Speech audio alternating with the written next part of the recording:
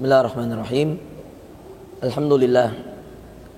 Alhamdulillahilladzi hadana li hadzal din wa ma kunna linahtadiya laula an hadana Allah.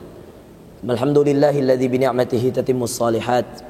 Fadlihi taqsal ghayat adada khalqihi wa ridha nafsihi wa zinata 'arshihi wa midada kalimatihi. Subhanaka ya rabbana la nuhsi thana'an 'alaika anta kama athnayta 'ala nafsik. Subhanaka la 'ilma lana illa ma 'allamtana innaka antal 'alimul hakim. Allahumma faqqihna fid din wa 'allimna at-ta'wil. Rabbi shrah li sadri wa yassir li amri wahlul 'uqdatam min lisani yafqahu qawli. Radina billahi rabban wa bil islami dinan wa bi Muhammadin sallallahu alaihi wasallam nabiyyan wa rasulan. Amma ba'd. Pemirsa Umfa Channel yang dimuliakan Allah Azza wa Jalla dan seluruh jamaah yang hadir hari ini di Masjid Ulil Albab Kampus Politeknik Negeri Ujung Pandang. Assalamualaikum warahmatullahi wabarakatuh. Alhamdulillah, kita bersyukur pada Allah.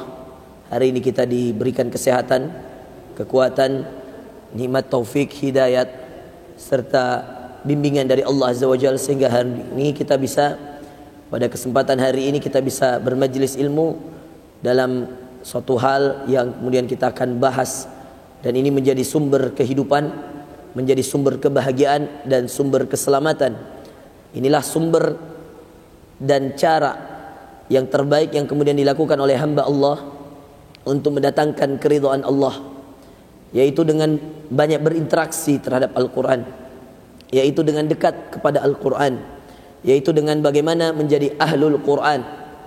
Ahlul Quran adalah keluarga Allah, karena kata Rasulullah SAW dalam hadis riwayat Imam Ahmad, ketika Rasulullah SAW ditanya tentang siapakah ahlul Quran itu, lalu kemudian Rasulullah SAW, ahlul Quran ahlullahi wa khasatuh, itu adalah orang-orang yang istimewa di hadapan Allah dan orang-orang yang dikategorikan sebagai keluarganya Allah.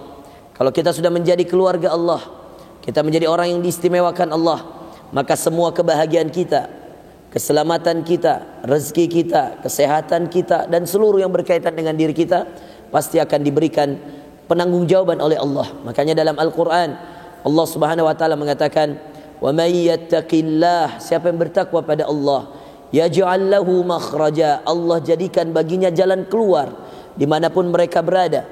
Setiap ada masalahnya Allah yang selesaikan, setiap ada utang piutangnya Allah yang bantu untuk selesaikan, setiap menemukan masalah dalam perjodohannya Allah yang bantu untuk menemukan, setiap ada masalah dalam rezekinya Allah yang bantu untuk menyelesaikan, dan seterusnya. Allah menjadi pencukupnya. Wa may yattaqillah yaj'al lahu makhraja, Allah bagikan baginya, bagi mereka Allah jadikan makhraja, jalan keluar. Wa yarzuqhu min haitsu la yahtasib, dan Allah itu, saudaraku yang dimuliakan Allah, memberikan rezeki kepada mereka dari arah yang tidak diduga-duga.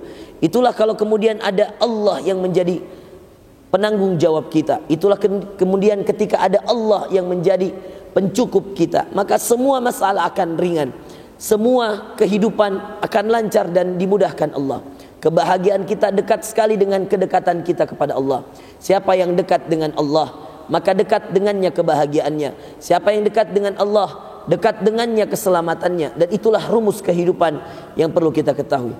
Pada kesempatan hari ini tentu akan kami jelaskan siapa saja keluarga Allah, yang dalam hadis riwayat Imam Ahmad Rasulullah SAW menyampaikan, inna lillahi ahlina minan nas, Allah itu punya keluarga di muka bumi ini. Siapa keluarga Allah? Bukankah Allah tidak punya anak? Bukankah Allah tidak punya istri? Bukankah Allah tidak diperanakkan? Tapi siapa keluarga Allah? Maka kemudian dijelaskan oleh Rasulullah, ketika Rasulullah SAW menjelaskan inna lillahi ahlina minan nas, Allah itu punya keluarga di bumi. Lalu kemudian sahabat terheran-heran lalu mengatakan, manhum ya Rasulullah, siapakah mereka ya Rasulullah? Ketika Rasulullah menjelaskan ahlullah, tentang keluarganya Allah, maka kemudian sahabat bertanya, siapa keluarga Allah? Karena sahabat penasaran, siapakah orang-orang yang dikategorikan keluarga Allah? Lalu kemudian Rasulullah SAW melanjutkan hadisnya, ahlul Quran. Coba lihat, hanya satu kategori, ahlul Quran, keluarga Al-Quran. Hanya kategori itu yang kemudian menjadi keluarga Allah di muka bumi ini. Ya, Allah tidak punya anak. Ya, Allah tidak punya istri. Ya, Allah tidak diperanakkan. Tapi kata Rasulullah, Allah punya keluarga di bumi yang Allah anggap mereka keluarganya, tidak sekedar hambanya. Kita ini hamba Allah, semua kita hamba Allah, semua kita. Tapi di antara kita semua ada yang dikategorikan hamba sekaligus keluarga. Coba Anda bayangkan, kita kalau kemudian antar manusia saja kita mengatakan itu keluarga saya, itu dahsyat. Artinya apa saudara sekalian? Artinya kita menganggap dia seperti saudara kita. Bagaimana kalau yang menganggap kita keluarga adalah pencipta langit dan bumi, Rabbul Alamin? Satu saja rumusnya saudara, Ahlul Quran.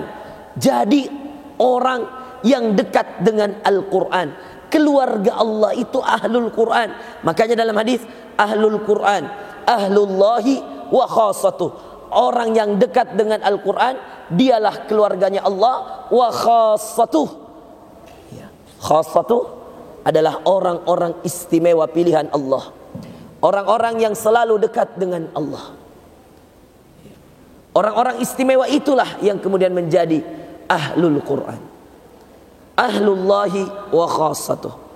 Orang-orang yang dekat dengan Allah, menjadi keluarga Allah, adalah orang-orang yang dikategorikan Ahlul Quran, orang yang sangat dekat dengan Al-Quran.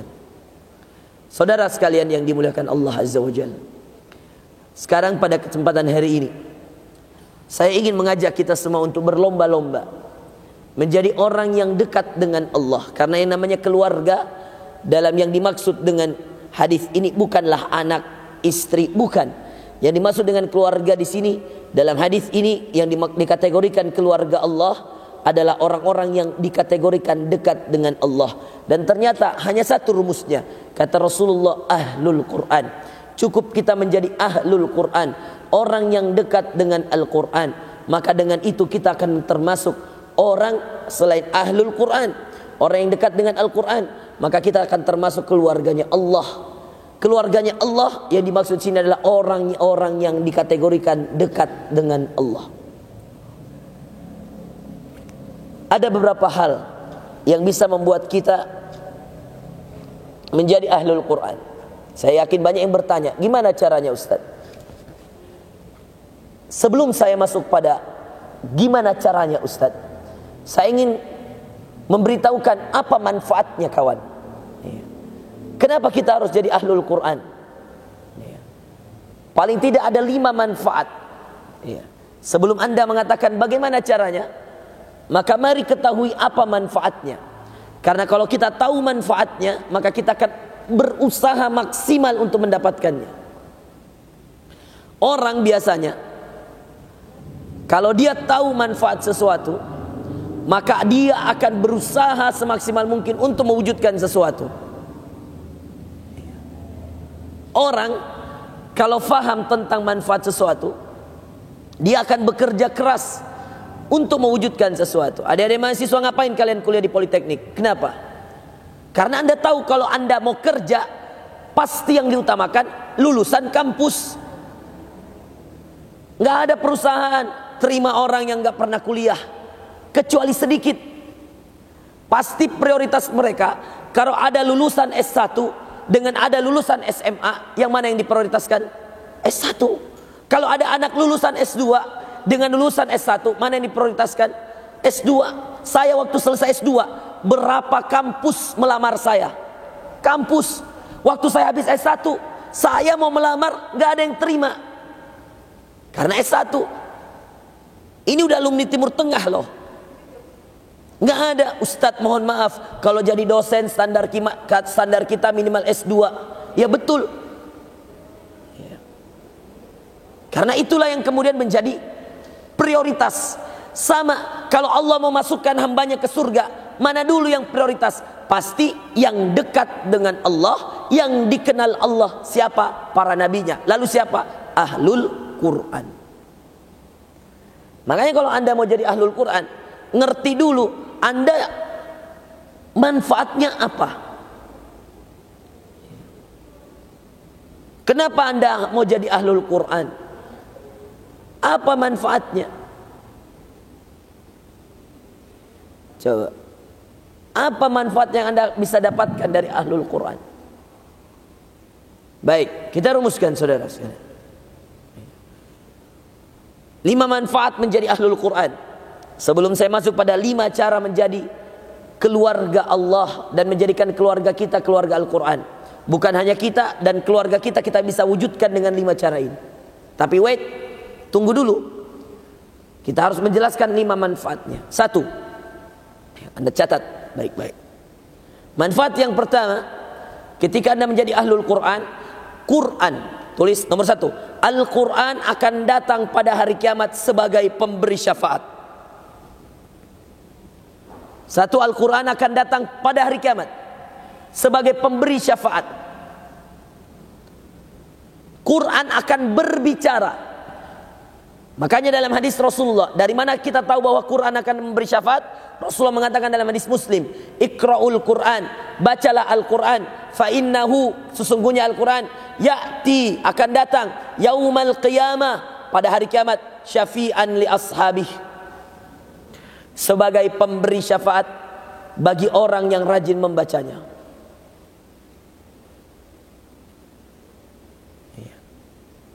Sebagai apa? Pemberi syafaat. Bagi siapa? Bagi orang yang rajin membacanya. Anda bayangkan, Anda mau masuk neraka, Anda punya dosa. Tiba-tiba Quran bicara sama Allah, ya Allah, memang dia punya dosa ya Allah, memang dia seperti ini ya Allah, tapi ya Allah, dia adalah orang yang rajin membacaku ya Allah. Ini yang dinamakan pertolongan syafaat Al-Quran.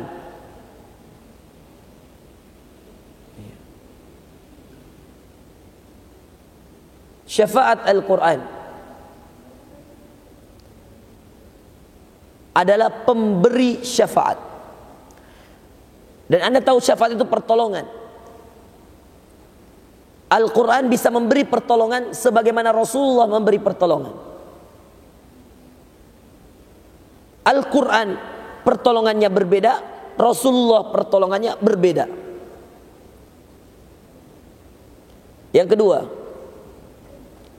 manfaat menjadi ahlul Quran, Anda akan ditolong oleh Rasulullah. Rasulullah, poin kedua, Rasulullah sallallahu alaihi wasallam akan bersaksi bahwa kalian adalah sebaik-baik umat.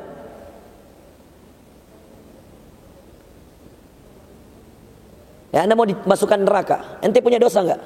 Ini yang depan, ada enggak dosanya? Saya ada banyak saya. Kamu punya enggak?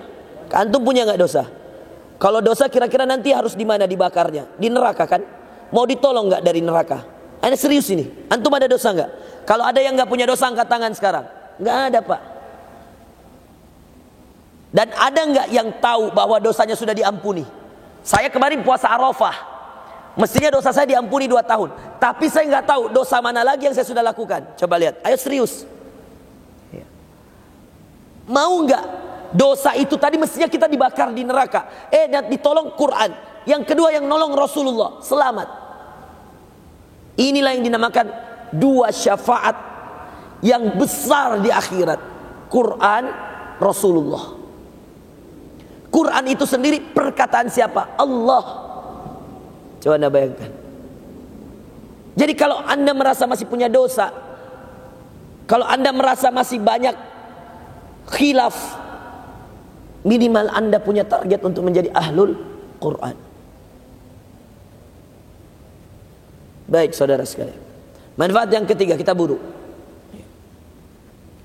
Untuk menjadi ahlul Quran, manfaat yang ketiga ketika kita menjadi ahlul Quran. Pertama, Al-Quran akan datang memberi syafaat. Yang kedua, Rasul akan menolong kita dengan mengkategorikan kita sebaik-baik umatnya. Hadisnya, khairukum man ta'allama al-Qur'ana wa 'allamah. Sebaik-baik kalian yang mempelajari Al-Quran dan mengajarkannya. Yang ketiga, ini juga tentang Quran. Manfaat selanjutnya saudara sekalian, orang tua, para ahlul Quran akan diberikan oleh Allah kehormatan di akhirat. Kehormatan yang sampai orang-orang lain semua cemburu kepada orang tua mereka. Orang tuanya para penghafal Al-Quran. Sekarang Anda punya orang tua, saya punya orang tua. Ada yang masih hidup, ada. Ada yang sudah mati, ada. Yang mati, yang sudah meninggal, pasti. Yang masih hidup, pasti juga akan mati dan meninggal. Sekarang, apa bakti terbaik kita untuk orang tua kita? Kalau Anda bertanya, apa balasan terbaik seorang anak kepada orang tuanya? Jawabannya adalah pertolongan di akhirat. Karena kalau Anda belikan orang tua Anda mobil, kalau dia wafat dia tidak akan bawa mobilnya. Kalau Anda belikan dia rumah, kalau orang tua wafat, maka orang tua itu tidak akan membawa rumahnya, pakaiannya, cincinnya, semuanya. Tapi kalau Anda bawakan hafalan Quran, kau luangkan waktumu dek 1 jam hafal Quran 1 halaman, kau hafal juz 30, kau hafal juz 29, kalian hafal juz 29, 28, 27 dan seterusnya. Itu yang kau persembahkan sebagai hadiah terbaik di akhirat. Kalau kau mau baktikan dirimu untuk orang tua, bakti terbaik, jadilah ahlul Quran.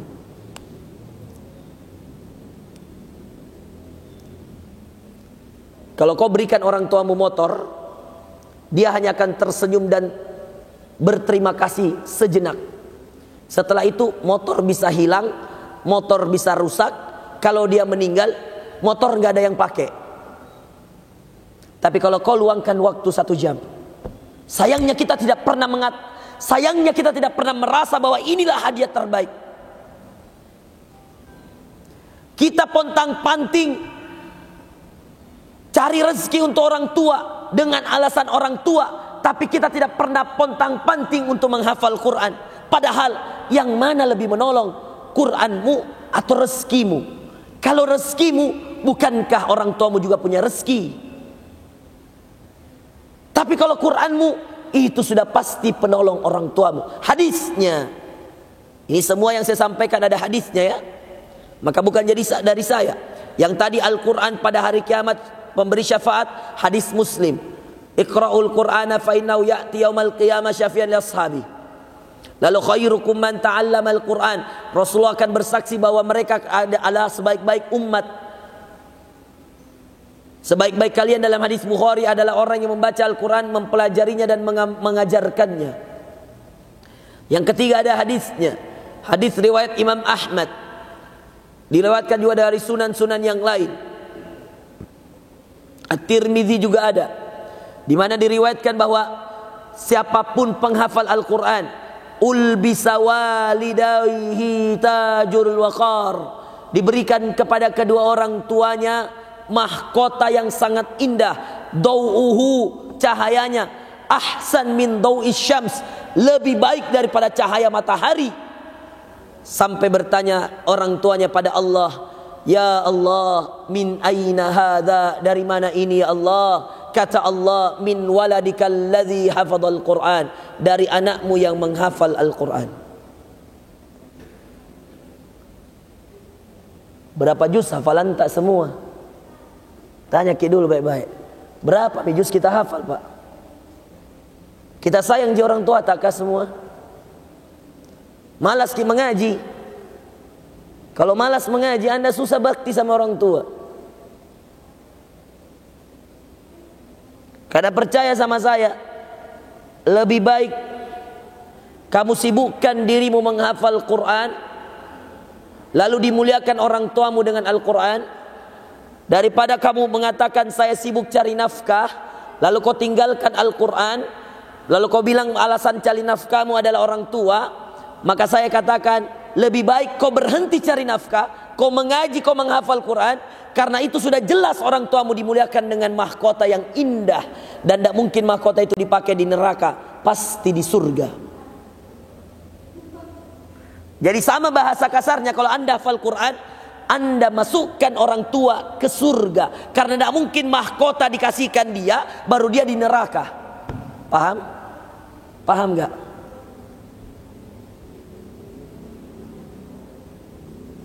Yang keempat, kita agak cepat-cepat aja ya. Setelah Al-Quran datang sebagai pemberi syafaat, setelah Al-Quran datang Rasulullah menjadi saksi bahwa orang yang rajin membaca Al-Quran adalah orang yang sebaik-baik umat. Setelah Al-Quran akan memberikan kepada kedua orang tua yang rajin membacanya dan menghafalkannya mahkota yang sangat indah, yang lebih indah daripada cahaya matahari. Maka manfaat yang keempat bagi ahlul Quran, manfaat keempat bagi orang penghafal Quran yang rajin baca Quran, Al-Quran akan datang sebagai pemberi kesehatan dan pemberi rahmat bagi mereka di dunia sebelum di akhirat. Saya ulang, manfaat Al-Quran yang keempat, pemberi kesehatan dan pemberi rahmat. Rahmat itu banyak, rezeki rahmat, istri solehah rahmat, anak yang soleh rahmat.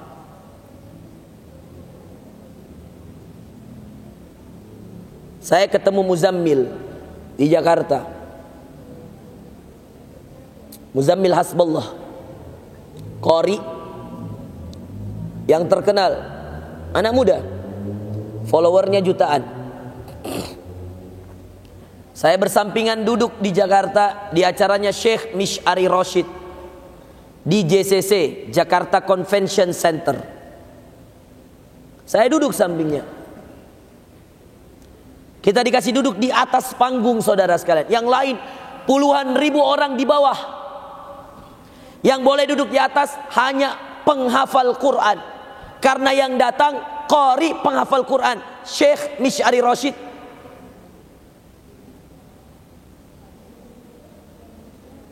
Kita dimuliakan duduk di atas. Ada Ustadz Bakhtiar Nasir, ada Ustadz Zaitun, dan beberapa ustadz-ustadz yang lainnya. Saya, Ustadz Ahmad Ridwan, Ustadz Umar Makkah. Kami dikasih di atas panggung. Dan beberapa anak muda yang notabene-nya, mohon maaf, Muzammil itu bukan dari pesantren seperti saya. Dia dari SMA. Dia anak ITB. Kenapa bisa dia duduk di atas? Bukan karena anak ITB-nya. Wallahi, seandainya dia lulusan S3 Amerika, dia nggak akan duduk di atas. Karena yang duduk di atas hanya ahlul Quran.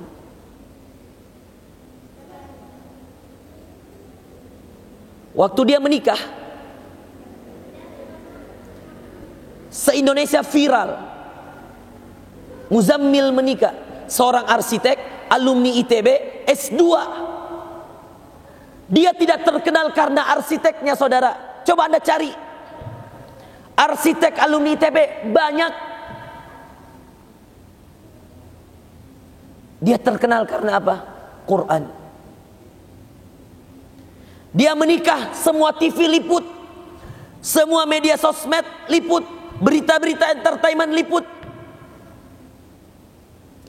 Semuanya kepo nyari tahu siapa istrinya. Coba Anda tahu. Itu di dunia ya, di dunia teman-teman. Anda jadi, coba kau Benende, kalau hanya sekedar kau bilang teknik elektro politeknik, tidak ada orang lihat. Tapi coba antum baca Quran baik-baik, hafal Quran baik-baik, lalu kemudian antum serius ikhlas, tiba-tiba ada yang kasih viral antum, Allahu Akbar, Quran. Masita, qari, buta, usia 8 tahun. Waktu itu berangkatkan dua orang tuanya naik haji gara-gara hafal Quran dalam keadaan buta. Orang Makassar, Masita namanya. Cari aja di internet. Makanya manfaat yang keempat dari Al-Quran, Al-Quran itu akan datang sebagai pemberi kesehatan dan akan datang sebagai pemberi rahmat. Quran.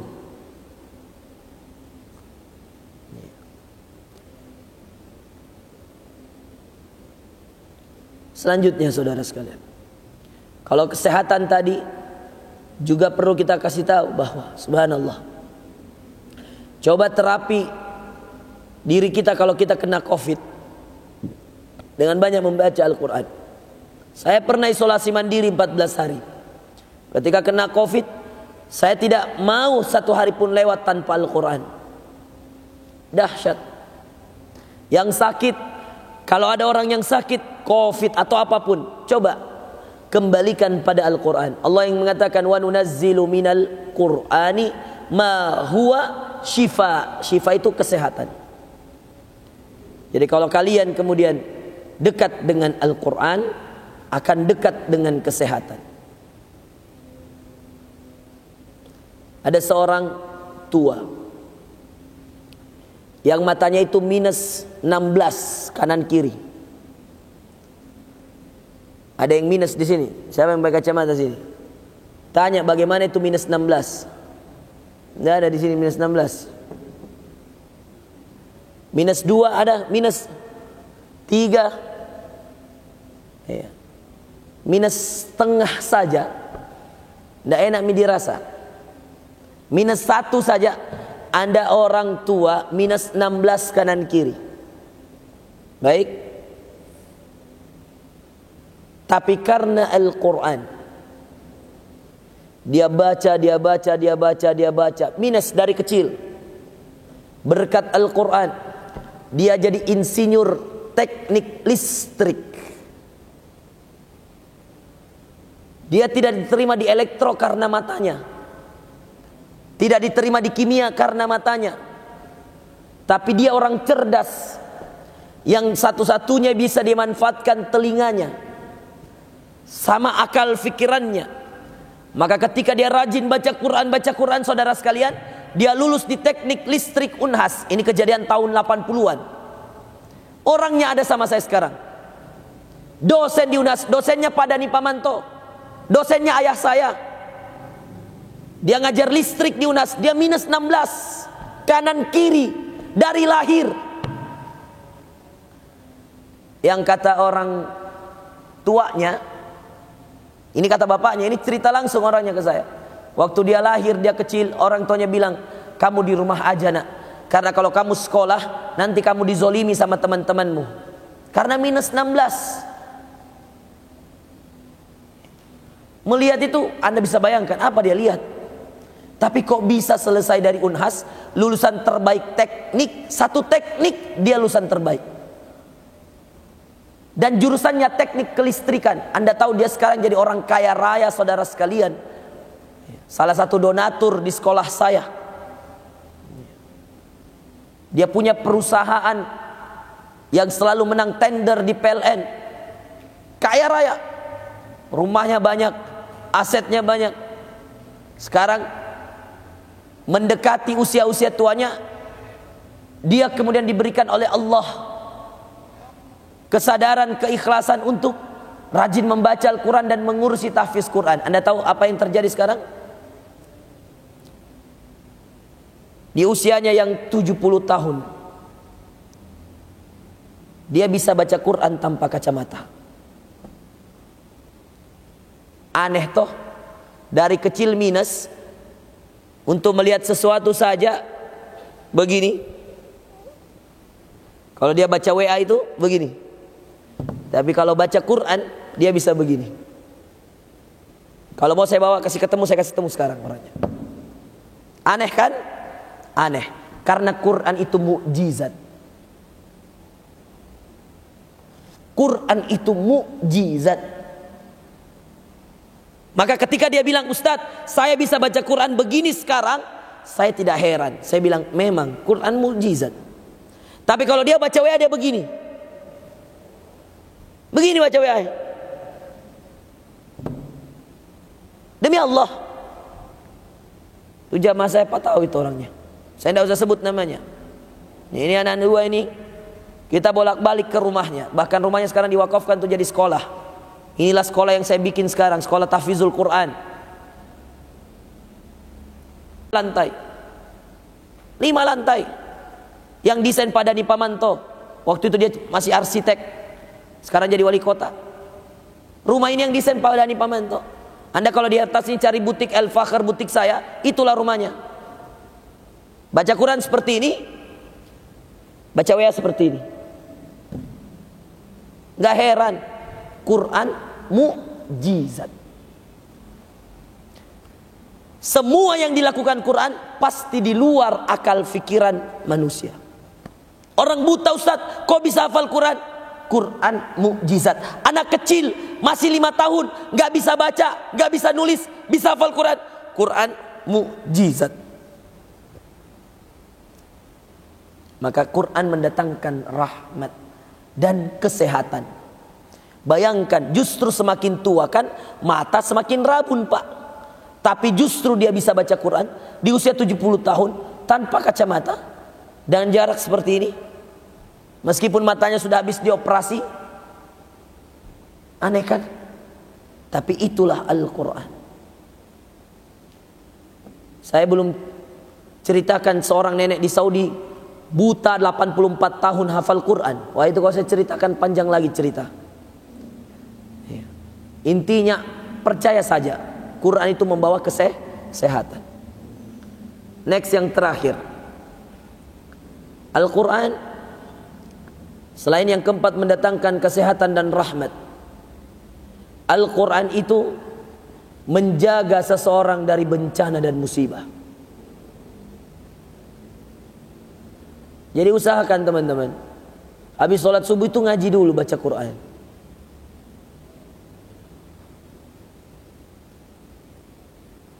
Ngaji rutin, baca Quran, supaya kita dapat manfaatnya.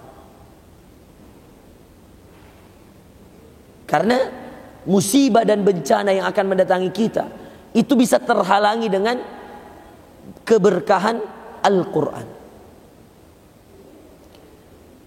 Usahakan mulai pagimu dengan Quran.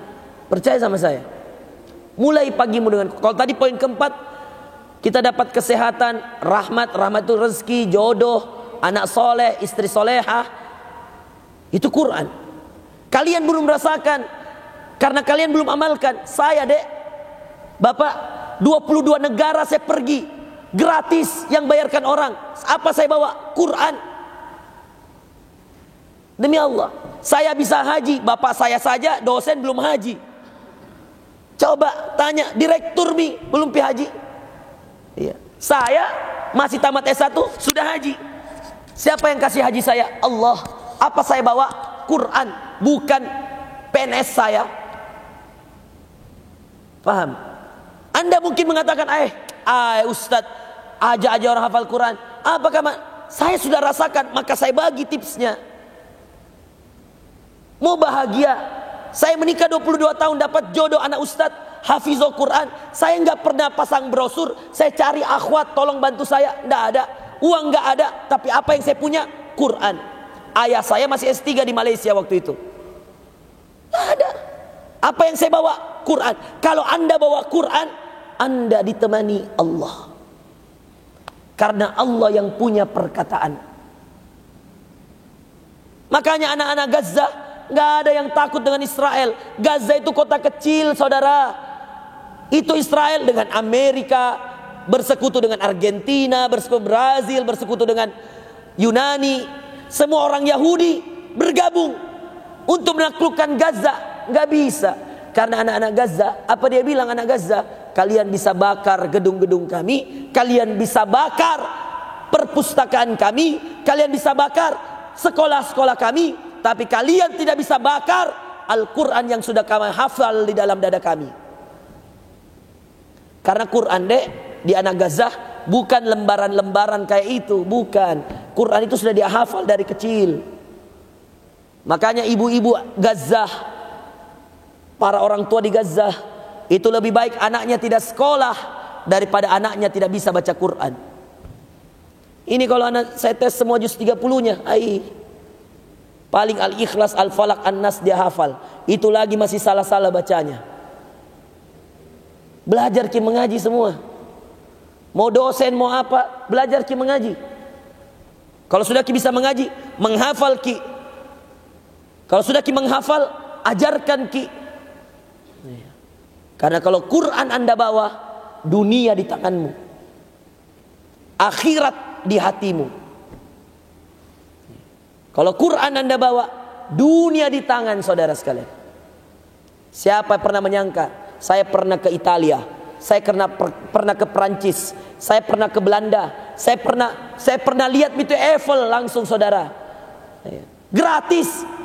Saya bawa istri, bawa anak ke Eropa, jalan-jalan gratis. Apa saya bawa? Quran. Saya disuruh ceramah. Apa yang saya ceramahkan? Quran, ayat Allah. Kalau Anda punya Quran dunia, Turki, wah udah hampir 5 kali saya ke Turki. Brunei, Malaysia, Thailand, sudah semua. Singapura. Apalagi Timur Tengah, Saudi, Yaman, Bahrain, Qatar. Dari mana uang saya? Nggak ada. Tapi siapa yang memberikan saya nikmat untuk kemudian bisa berkunjung ke negara-negara bumi Allah yang lain? Allah. Apa yang dibawa? Quran. Oke, sekarang kita masuk pada 5 hal. Ini kalau 5 hal saya tidak usah jelaskan, jabarkan, terlalu panjang. Saya akan kasih 5 hal yang bisa membuat kita dan keluarga kita menjadi ahlul Quran.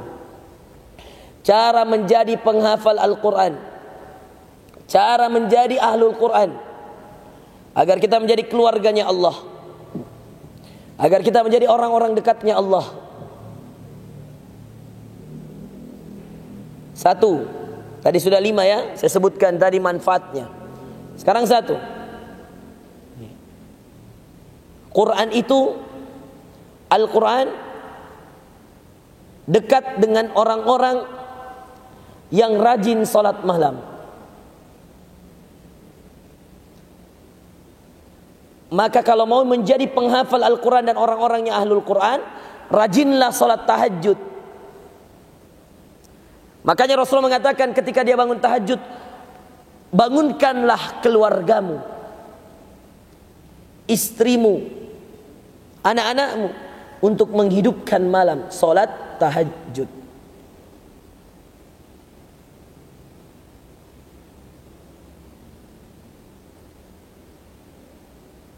Disitulah Anda baca Quran. Dan kalau Anda salat tahajud, keraskanlah bacaan Quranmu, karena itulah keberkahan. Makanya Allah mengatakan, Inna Qur'anal fajri kana mashhuda. Sungguh bacaan di waktu fajar, yaitu waktu tahajud, disaksikan oleh malaikat-malaikat. Makanya dikatakan sebelumnya, wa minal laili fatahajjad bihi nafilatan lak. Dan pada waktu malam bangunlah untuk bertahajud sebagai tambahan untuk dirimu. Yang kedua, rutinkan membaca Al-Quran setelah solat subuh. Rutinkan membaca Al-Quran setelah solat subuh. Jadikan waktu itu waktu yang engkau tidak bisa diganggu dengan siapapun.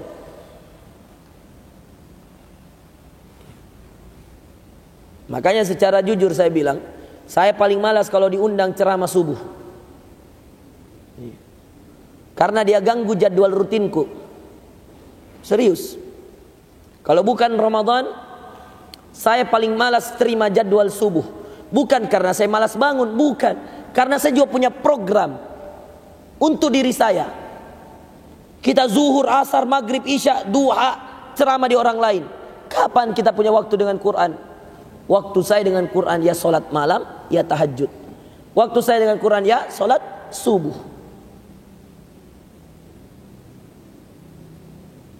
Sisanya kalau begini berceramah, tidak ada waktu untuk hafal Quran. Makanya saya waktu hafal Quran saya, murajaah Quran saya itu adalah sebelum subuh dan setelah subuh. Sisanya kayak begini, kita tinggal ceramah aja. Setelah subuh. Yang ketiga, saudara sekalian, pastikan dirimu bisa membaca Al-Quran sesuai dengan kaidah tajwid yang benar. Diri dan keluarga, bukan hanya dirimu, diri dan keluarga, untuk bisa membaca Al-Quran dengan benar.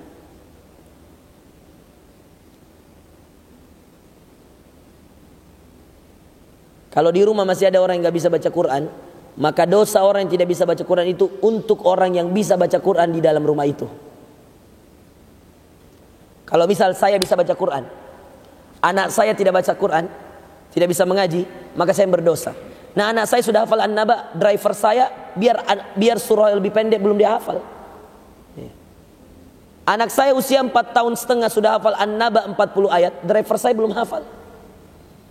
Karena lain orang, seandainya saya punya rumah, satu rumah dengan driver saya, maka saya wajibkan dia baca An-Naba juga.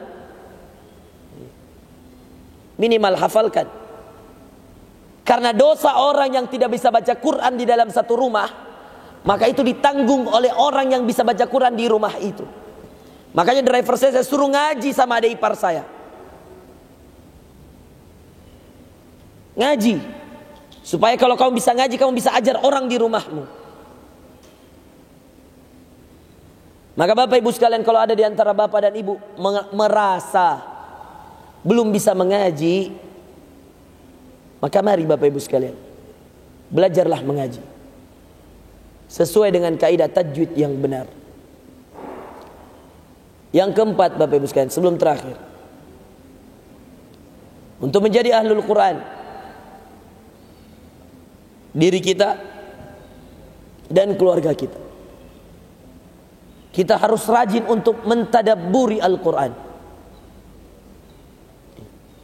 Tadabbur Al-Quran bisa didapatkan dengan dua cara. Cara pertama, tadabbur lewat kajian seperti ini. Anda dengarkan ustadz ceramah, maka ada ayat yang dibaca ustadz, seperti saya tadi baca ayat wa nunazzilu minal Qur'an ma huwa syifa, kami turunkan dari Al-Quran yang sebagai obat dan penyembuh. Ini namanya tadabbur. Atau yang kedua, Anda bertadabbur dengan membaca tafsir, terjemahannya dan perkataan para ulama tentang ayat itu.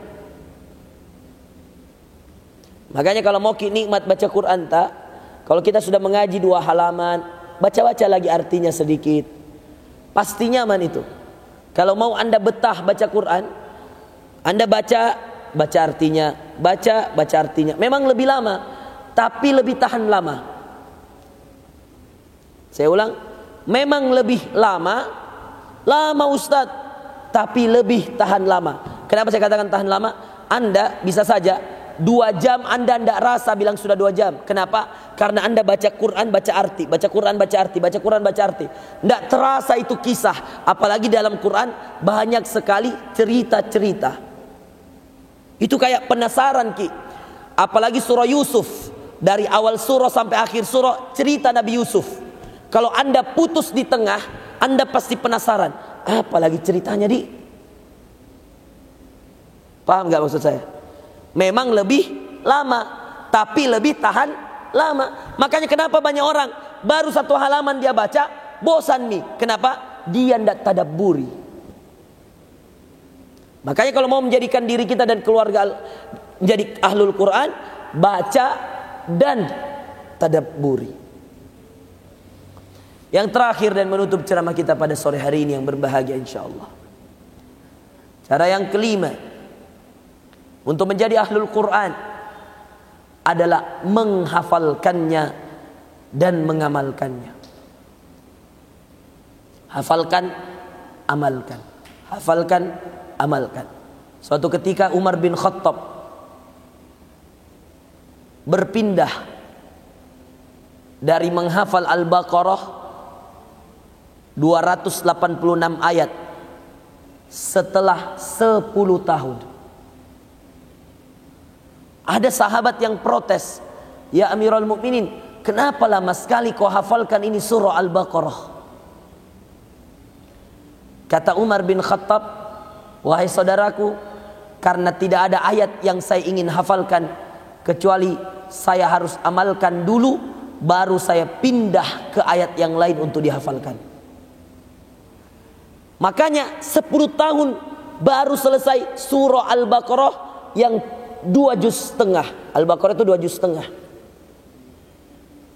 Setelah berapa tahun? 10 tahun. Ditanya apa alasannya? Karena Umar tidak mau pindah ke ayat yang lain sebelum diamalkan ayat sebelumnya. Berbeda dengan keadaan hari ini, banyak penghafal Quran tidak sholat, astagfirullah. Penghafal Quran, sering ikut MTQ, ya, merokok, ya. Penghafal Quran, nonton hal yang sia-sia. Penghafal Quran, main game, banyak. Ya. Kenapa mereka melakukan itu? Karena mereka cuman menghafal, tidak mengamalkan.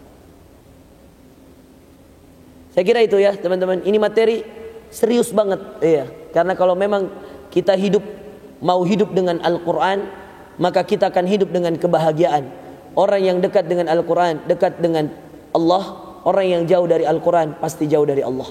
Subhanakallahumma wa bihamdika, asyhadu an la ilaha illa anta, astaghfiruka wa atubu ilaik.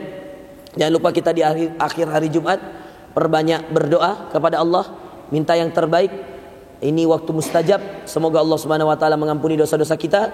Semoga Allah Subhanahu wa taala menerima amalan kita dan kita dihindarkan dari masalah-masalah dunia dan juga masalah-masalah di akhirat kelak. Dan mudah-mudahan kita semua dijadikan ahlul Quran, ahlullahi wa khasatuh. Allahumma jalna min ahlil Quran alladzina hum ahluka wa khasatuk. Allahumma arhamna bil Quran waj'alhu lana imaman wa nuran wa hudan wa rahmah. Allahumma dzakkirna minhu ma nussina wa 'allimna minhu ma jahilna warzuqna tilawatahu ana al-laili wa atrafan nahar ya dzal jalali wal ikram.